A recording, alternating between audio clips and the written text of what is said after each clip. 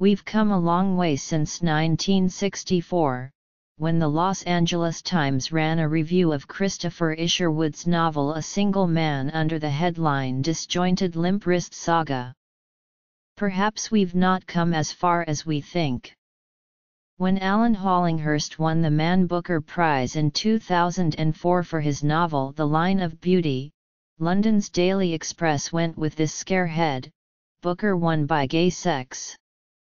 This miserable headline did have the benefit of making one want sequels to it: Gay Sex Fires Agent, Gay Sex Files Plagiarism Lawsuit, Gay Sex to appear on Amanpour. That Hollinghurst is gay is not the least interesting thing about him.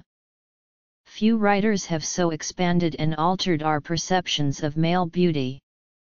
His magic, though, is in his gifts, which can resemble Henry James's. As a social novelist, Hollinghurst writes long, absorbing, much-peopled novels that display a masterly grasp of psychological processes and a prickling awareness of minute betrayals and inarticulate desires.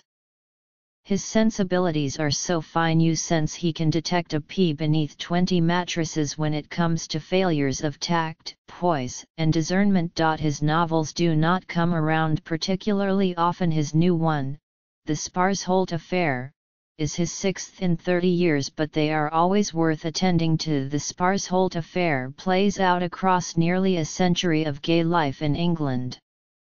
It begins in 1940 when David Sparsholt, an impossibly handsome young man bound for a military career, arrives at Oxford University. Despite having a fiancée, David becomes an object of intense desire among an elite group of closeted young students. They want to paint him, memorialize him in verse and in diaries, and be near him at mealtimes. Most of all, they want to say what one eventually does: I had him. We follow a handful of these men, several of whom are writers, through the novel.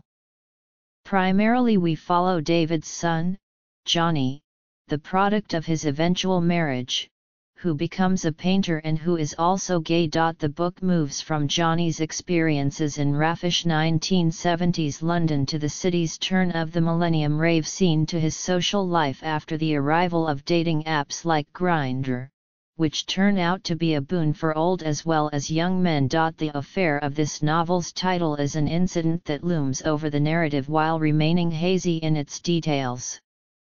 In the mid-1960s, Johnny's father, by then a captain of industry, is caught in a tabloid scandal involving a Tory MP and male prostitutes. There is a trial. Books are written about the mess.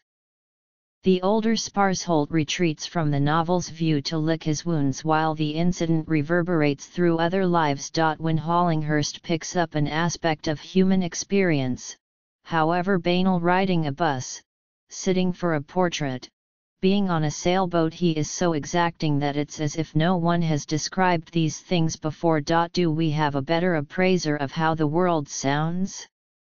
Here is a young woman, Johnny's daughter, on place names: Fulham, they said, a dead footfall, flour shaken in a Tupperware box, unlike sugar, with its quick shush, which to her mind was the sound of Chelsea. Good grief! Of course the sex writing is good. Sometimes it's brutal, other times fond and funny. About an older man living with a younger one we read, the cheeky taunt, "Come on, old man," that had once thrilled them both during sex was now barely usable for its note of pathos and criticism. He also catches sex's afterglow, what he calls the slight invalidish luxury of having been had. One aspect of social life Hollinghurst closely considers here is this one: the problems of being truthful but kind. In terms of verity, I tend to follow the advice contained in the title of a book by the great journalist and critic George Seldes: tell the truth and run. The truth about The Sparsholt Affair is that it is not among this writer's more successful novels.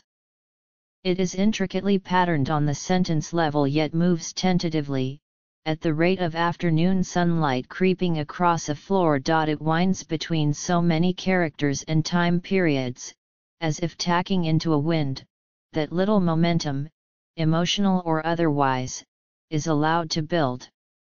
New characters keep being introduced. You're left missing the old ones. You feel you are watching impeccable B-roll or a John Le Carré novel without bad guys, or an important work of theatre as seen from 300 yards away. Your mind rates this book rather highly, your heart gives it only 2 stars. You come to regard it with respect but not ecstasy. If you've not read Hollinghurst, the place to begin is probably with his exquisite first novel, The Swimming Pool Library, 1988, or The Line of Beauty. His last one, The Stranger's Child, 2011, is very good as well. Like this one, it is made up of 5 interlinked sections. Hollinghurst is a cerebral sensualist.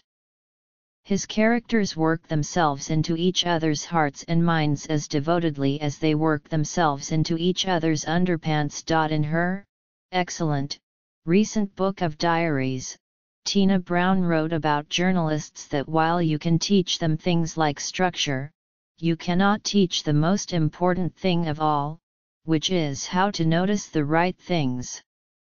Hollinghurst remains one of the great noticers.